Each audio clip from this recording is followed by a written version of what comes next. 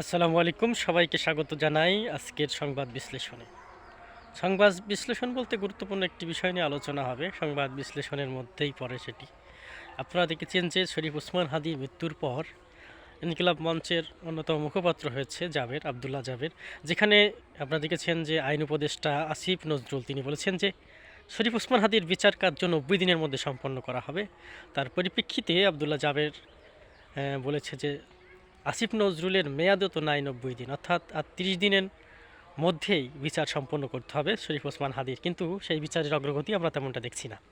এটি একটি প্রসঙ্গ। আরেকটি প্রসঙ্গ, তারেক রহমান দেশে ফিরছেন আগামীকাল। নেতাকর্মীদের প্রস্তুতি সম্পন্ন। 300 ফিট এলাকায়, ঢাকার 300 ফিট এলাকায় সেখানে নিশ্চিদ্র নিরাপত্তার মধ্য দিয়ে তারেক রহমান ফিরবেন। পাশাপাশি আমরা জানতে পারছি যে দেশের এসএসএফ গুরুত্বপূর্ণ যে গোয়েন্দা বাহিনী সহ নিরাপত্তা বাহিনী রয়েছে তারা নিরাপত্তা প্রদান করবে। পাশাপাশি ভারত থেকে ইতিমধ্যে 6 জনের একটি দল এসে পৌঁছেছে, তারাও নিরাপত্তা দিবে জনাব তারেক রহমানকে। আসলে সত্যটা কতটুকু আমরা দেখতে পেয়েছি সিডনি থেকে বনিয়ামিন তিনি জানিয়েছেন যে তারেক রহমানের সাথে দিল্লির যে দফারফা হয়েছে আর কি, যে আপোষগুলো হয়েছে, যে সামনের দিনগুলোতে বাংলাদেশে অবাধে ব্যবসা বাণিজ্য সমস্ত আধিপত্য বিস্তার করতে যা যা করা দরকার ভারত করবে, বিনিময়ে তারেক রহমানকে আগামী 5 বছরের জন্য ক্ষমতা প্রদান করবে। অর্থাৎ ক্ষমতা প্রদানের মালিক যেন দিল্লি হয়ে গেছে, তারাই ক্ষমতা প্রদান করবে। তারেক রহমানের কোনো চিন্তা নাই, তিনি নির্বিঘ্নে আসতে পারেন।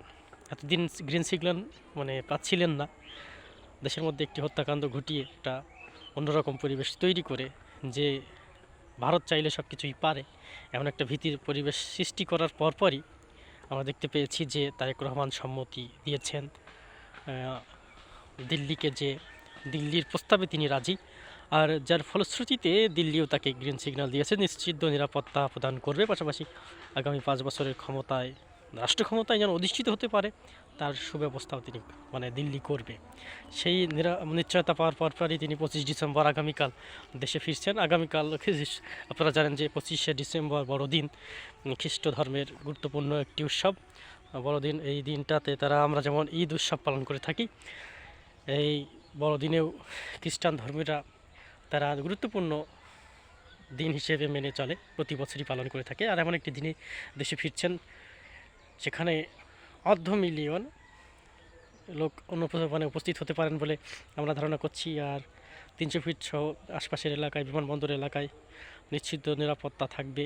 5,000 মতো পুলিশ প্রশাসন সহ সেনাবাহিনী, অন্যান্য যে সকল নিরাপত্তা বাহিনী রয়েছে তারা থাকবে। তারেক রহমান দেশে আসবেন। এখন যে কথাটি সবচেয়ে গুরুত্বপূর্ণ, তারেক রহমান কি আসলেই গণমানুষের নেতা হবেন কি না? আপনারা দেখতে পাচ্ছেন গ্রামীণ পরিবেশে যে ভিডিওটি শ্যুট করা হচ্ছে, এর অন্যতম উদ্দেশ্য হচ্ছে যে জানানো আপনাদেরকে গৃহহীন মানুষের নেতা, খেটে খাওয়া মানুষের নেতা, মাটি ও মানুষের নেতা হবেন কিনা তারেক রহমান। বাংলাদেশের স্বাধীনতা সার্বভৌমত্বের প্রশ্নে সবসময় এই জিয়া পরিবার এক থেকেছে, তারা নিদারুণ ব্যথিত হয়েও মাথা নত করেনি। আপনারা তা জানেন যে তার মূর্ত প্রতীক হয়ে আছেন বেগম খালেদা জিয়া, তিনি মাথা নোয়াননি আর কি। আমরা সেই সুকান্ত ভট্টাচার্যের কবিতার ভাষায় বলতে পারি যে জ্বলে পুড়ে মরে সরকার তবু মাথা নোয়াবার নয়। ঠিক তেমনই ছিলেন বেগম খালেদা জিয়া, তিনি অসুস্থ ছিলেন কিন্তু আপোষ করেননি। এখনও তিনি মৃত্যুর সাথে পাঞ্জা লড়ছেন, অসুস্থ বলা চলে। তো এমন একটা মানুষ আপনারা দেখছেন যে তিনি আপোষ করেননি, সেই তারই সন্তান সুযোগ্য পুত্র জনাব তারেক রহমান, তিনি তো আপোষ করার মানুষ নয়। তাহলে অন্য কোনো কৌশল থাকতে পারে। তো আমরা অপেক্ষা করতে থাকি, দেখতে থাকি যে আসলে তার কৌশলটা কি। নির্বাচনে জয়লাভ করার পর আসলেই তিনি দেশের কথা বলছেন কিনা, মাটি ও মানুষের কথা বলছেন কিনা, এবং নাকি ভারতের দাবিদারি সরকার হিসেবে তিনি কাজ করবেন, এই এখন দেখার বিষয়। তো আমরা এই বিষয়গুলো লক্ষ্য রাখবো। আমাদের প্রত্যেকেই জানেন যে দেশপ্রেমিক মানুষেরা যারা আছেন দেশের মধ্যে প্রত্যেকেই নজরে রাখবে। আর এই নজরে রাখতে গিয়ে যদি তিনি মন জয় করে ফেলেন জনাব তারেক রহমান, যদিও একবারের জায়গায় 2বারও তো ক্ষমতায় অধিষ্ঠিত হতে পারেন। আমাদের দেশে দেখেছেন যে বিএনপিকে একবারের বেশি 2বার ক্ষমতায় টানা থাকতে দেখা যায়নি। রিসেন্টলি আওয়ামী লীগ সরকার 17টি বছর তারা নির্বাচন বিহীন সরকার হিসেবে দুর্নাম কুড়িয়েছে। সেই জায়গায় যদি নির্বাচন হয়, আবার আওয়ামী লীগবিহীন একটি নির্বাচন অনুষ্ঠিত হতে যাচ্ছে, সেখানে এই নির্বাচনটাকে মানুষ কতটা মেনে নিবে সেটিও একটি বিষয়। বাংলাদেশ জামাত ইসলামের কথা আসছে যে দ্বিতীয় রাজনৈতিক দল হিসেবে ক্ষমতায় যাওয়া তাদের একটা দারুণ সম্ভাবনা ছিল, কিন্তু তাদের কৌশলের কারণে হয়তো পরাজিত হতে পারে। তারা জোটবদ্ধ হতে প্রস্তুত নয় বা রাজি নন। তারা এককভাবে 300টি আসনে তাদের প্রার্থী ঘোষণা করেছে। যদি অন্যান্য ইসলামিক দলগুলোর সঙ্গে জোটবদ্ধ হতো, সেভাবে আমরা দেখতে পাই নাই, তাহলে হয়তো বা ইসলামিক দলগুলোই ক্ষমতায় যেতে পারতো, কিন্তু সেটি যেহেতু হচ্ছে না।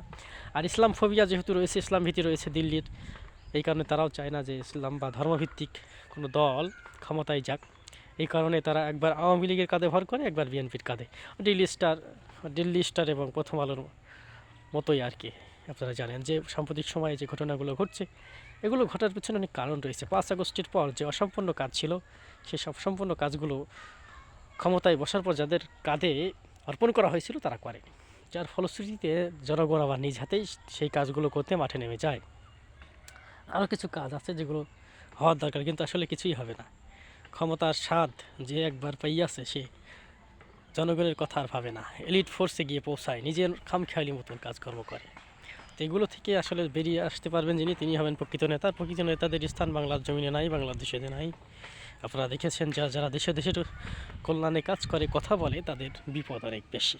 যেমনটি শরীফ ওসমান হাদিকে দেখলেন, এর আগেও অনেক ঘটনা রয়েছে, উদাহরণ রয়েছে বাংলাদেশের যে সম্ভাবনাময়ী নেতাকর্মী, তাদের কেউই সঠিকভাবে এই দেশ থেকে বিদায় নিতে পারেনি। যেমন একটি ঘটনা শরীফ ওসমান হাদির বেলায় ঘটল। এখন আগামীকালের সমাবেশে কতজন লোক আসে সেটি এখন চোখ রাখবে মানুষ, এবং সেগুলো মানুষরা কি ভালোবেসে আসছে তারেক রহমানের, নাকি ভাড়ায় আসছে, সেগুলো একটা দেখার বিষয়। দেখুন, শরীফ ওসমান হাদির জানা যায়, কিন্তু মানুষ নিজ অর্থ পেয়ে এসেছিল, কাউকে অর্থ দিয়ে আনতে হয়। তো এমন প্রকৃত ভালোবাসা অর্জন করতে হবে। তারেক রহমান যদি তিনি পারেন, সামনে যদি ক্ষমতায়ও যান, সেই জায়গাটা যদি তৈরি করতে পারেন, তাহলে আরও 5 বছর তার জন্য পাকাপোক্ত হবে। এটাই হচ্ছে বাস্তবতা। ভিন্ন দেখলে মানুষ অন্যদিকে মুখ করবে, বা আওয়ামী লীগ ফেরার সম্ভাবনাও রয়েছে। এখন দেখার বিষয় কী ঘটনা ঘটে। গ্রাম বাংলার প্রকৃতি থেকে আজকে এখন পর্যন্ত এতটুকুই আপনাদেরকে জানাই। আমরা জানি যে মানুষ এখন অত্যন্ত সচেতন, কোনটা ঘটবে কোনটা ঘটবে না তারা আগে থেকে অনুমান করতে পারে, বা কোনটার পেছনে কী রয়েছে, কার ইন্ধন রয়েছে, কার ইন্ধনে কী ঘটছে, এগুলো সম্পর্কে তারা খুব ভালো করেই জানে। অতএব মানুষকে ফাঁকি দিয়ে কিছু করার চিন্তা করলেও সেটা আসলে সমাধান নয়। চিরস্থায়ী সমাধান হচ্ছে মানুষকে সাথে নিয়েই কাজ করা। জনগণের বাংলাদেশ সচেতন হয়েছে, এখন বাংলাদেশের মানুষ, অতএব সচেতনভাবেই সামনের দিকে এগিয়ে যেতে হবে। ধন্যবাদ সবাইকে।